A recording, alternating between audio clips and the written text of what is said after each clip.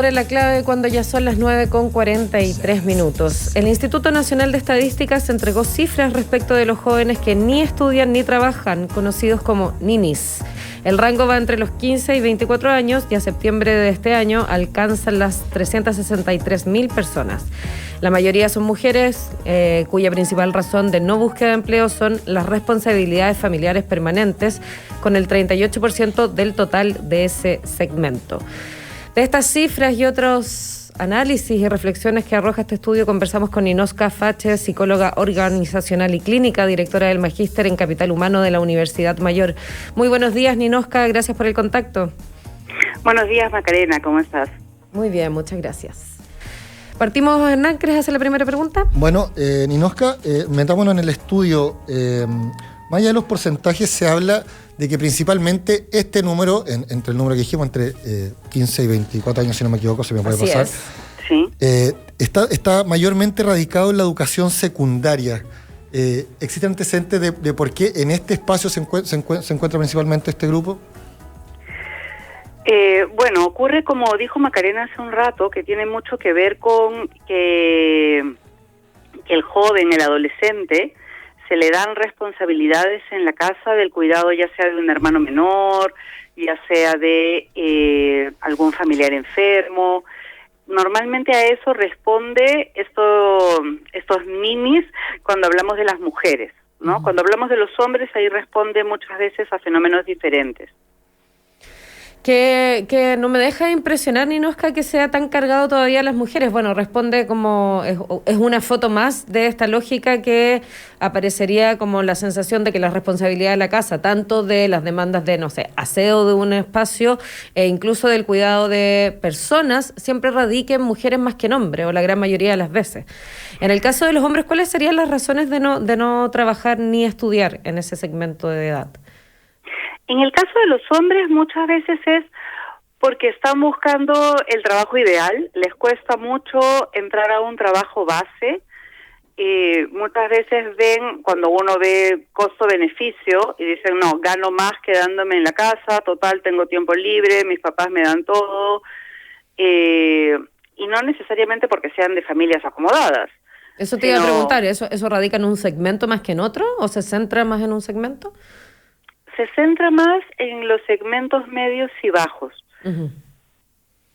¿Y cómo responde ahí? ¿Descansan en la posibilidad de que una madre, un padre o quien esté a cargo de la casa lleve y provea al resto? ¿Y no hay motivación, digamos, para salir a buscar un trabajo? Claro, muchas veces no hay motivación y ojo que no se refiere, no son gente que no esté preparada. Hay muchos que han estudiado por su cuenta. Hace poco justamente estuve leyendo unas estadísticas al respecto porque el tema de antes era un fenómeno netamente femenino y ahora está aumentando el porcentaje de hombres que ni estudian ni trabajan. Uh-huh. Y este porcentaje de hombres que ni estudian ni trabajan muchas veces sí tienen muchas habilidades digitales, por ejemplo. Pero como no han tenido experiencia laboral, los puestos de entrada son de sueldos relativamente bajos y no los quieren tomar. Y esto se ha dado a partir de octubre del 2019. Antes era mucho más femenino y a raíz de octubre del 2019 empezaron a subir el porcentaje de hombres. ¿Cuánto hay de caricatura en esto? Porque este estudio o estos números se van conociendo cada cierto tiempo y siempre es tema. Para algunos tiene que ver con en qué estado se encuentra la economía del país o que habla muy bien o evidencia muy bien la sociedad en diferentes aspectos, pero quería preguntarte cuánto hay de caricatura respecto de que los jóvenes que no estudian ni trabajan, los ninis, son jóvenes consentidos que no se animan a trabajar. Eso se ha hablado en otras ocasiones. Claro, y ahí se genera como un estigma hacia esa población, ¿no? Y ahí también, complementando lo que dice Hernán, entiendo que son bastante las brechas que hacen que esta población o este número de la población crezca en gente que no siente el estímulo, pero también tiene bastantes barreras para poder empezar a trabajar.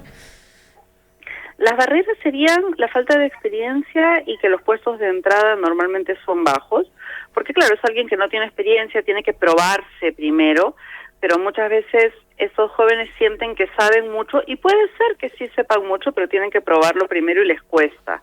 Y además, si uno ve estudios sobre lo que ha pasado con en situaciones sociopolíticas anteriores, durante las pandemias, no sé, la gripe española.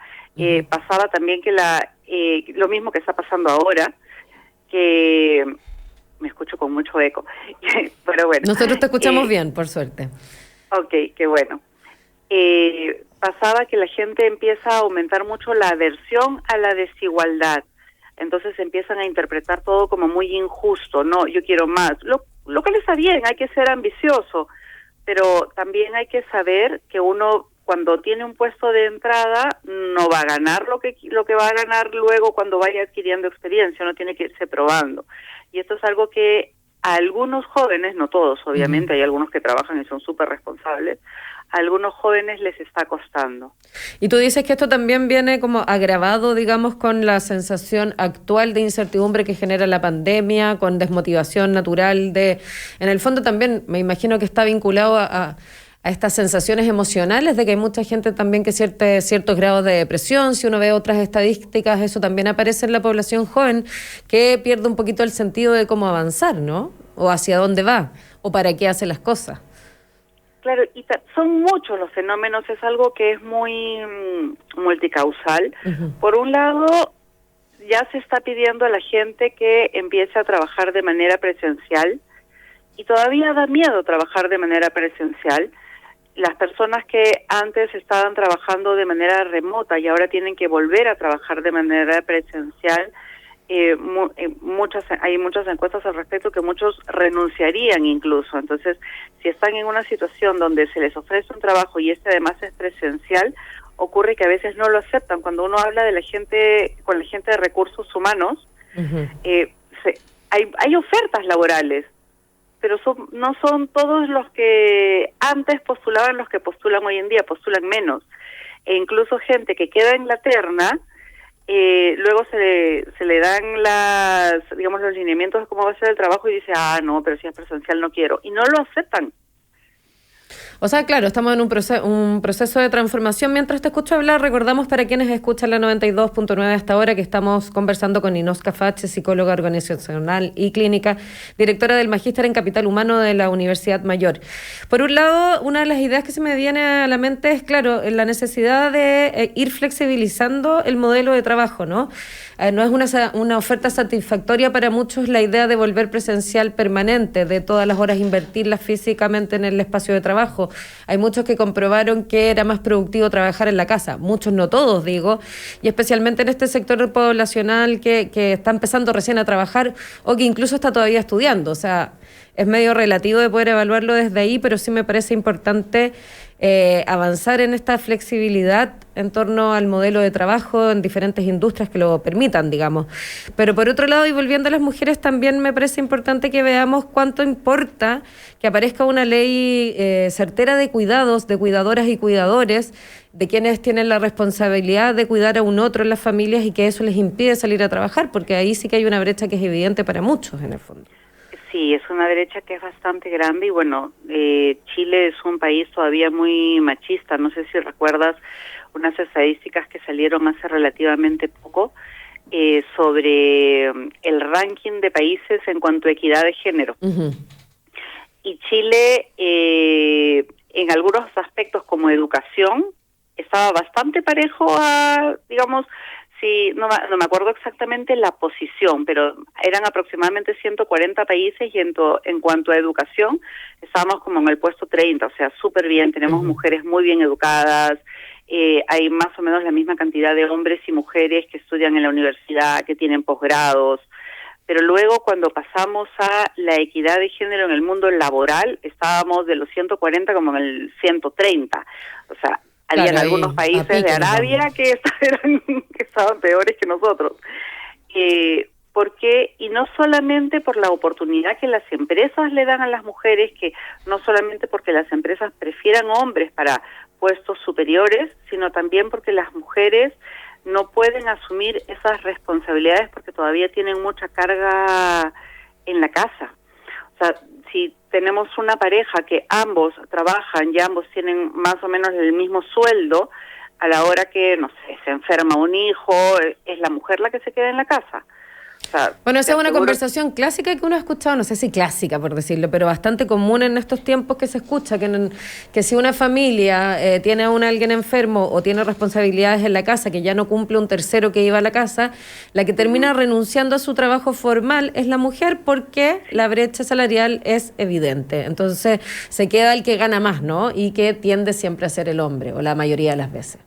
Claro, tiende a ser el hombre, pero incluso cuando eso no ocurre, o sea, difícilmente al hombre le van a dar el permiso, por ejemplo, en la empresa, o ni siquiera se va a atrever a decir, tengo que salir porque, no sé, mi hijo se rompió un diente en el colegio.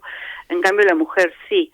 Y luego, muchas veces las mujeres no ascienden, no solamente porque no les den la oportunidad, sino porque la misma mujer dice, no puedo con tanta responsabilidad porque necesito preocuparme por la casa.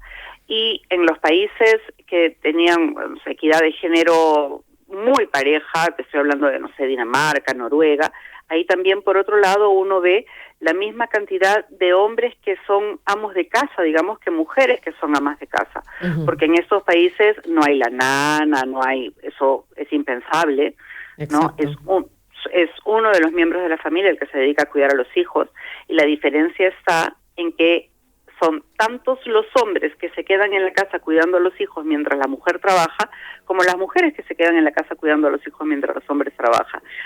Acá en Chile, ¿cuántas parejas conocemos donde es el hombre el que se queda cuidando la casa? No, uno de cada, no me atrevo a decir cuántos, y en general cuando es el hombre el que decide quedarse en la casa, el resto de la sociedad que tiene esta cultura machista puesta ahí a la vista, naturalmente se pregunta por qué, y por qué es el hombre, y qué flojo, muchas veces yo he escuchado decir de hombres que han decidido ser quienes se quedan en los cuidados de la casa. Así que claramente ahí estamos... Yo no conozco ninguno. Es muy extraño que eso pase y socialmente no es aceptado. Entonces, o sea, va a ser muy difícil que... Yo me imagino que con el tiempo esto es algo que se va a ir equilibrando, pero la verdad que dada la cultura que tenemos, no va a ser tan rápido como a uno le gustaría, o como a una le gustaría, porque de repente los hombres están muy cómodos con esa situación. Eso es un muy buen punto. Bueno, Ninoska, ya se nos acaba el tiempo de la conversación, te queremos agradecer y también desearte una buena mañana de martes. Igualmente, Macarena. Que tengas un buen día. Igualmente. Chao. Y es momento de despedir este programa. Jesús, me dices que nos vamos sin música esta vez, ¿no es cierto? Muy bien. Así cerramos entonces esta mañana del Mostrador en la Clave. Nos volvemos a escuchar mañana a partir de las 8 en punto. Como siempre, muchas gracias a Hernán Leighton por venir a estas mañanas. Nos volvemos a escuchar, quién sabe, prontamente. Al teléfono, seguro esta semana. Probablemente. Y aquí en el estudio próximamente. Buena mañana de martes para todos y todos. Y les recuerdo que en minutos comienza Combinación Clave con Fernando Paulsen aquí en la 92.9. Copeuch, ya somos 1 millón de socios, presentó El Mostrador en la Clave. 2 horas de información con la independencia que nos caracteriza. Escuchaste El Mostrador en la Clave. El Mostrador en la Clave. Maca Fernández, Federico Ayoanón y el equipo del Mostrador.cl. Quédate en la 92.9 con Fernando Paulsen y Combinación Clave. La Clave. Me escucha.